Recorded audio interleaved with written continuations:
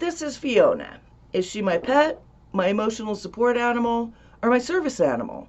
And what's the difference? We're going to talk about all three today on Mental Health Minute with Kim.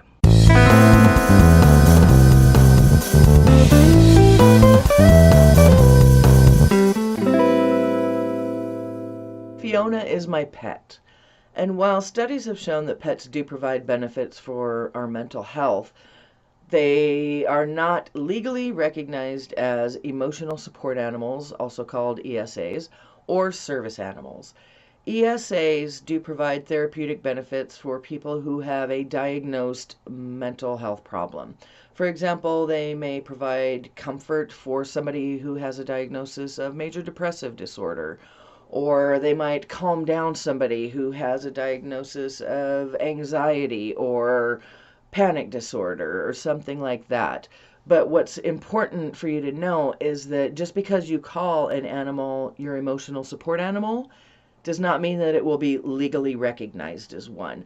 That requires a letter from a qualified professional, typically a mental health professional like myself, but sometimes a medical doctor will write the letter.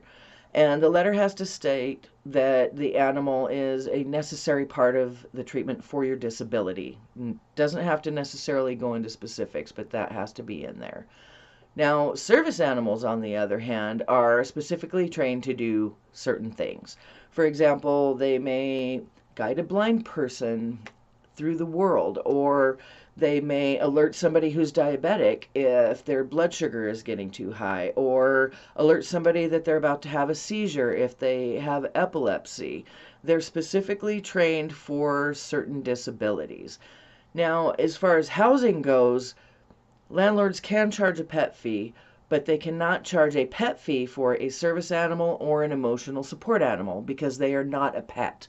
It's important for you to know the distinction between the three and what your rights are with each one. I'll see you next week.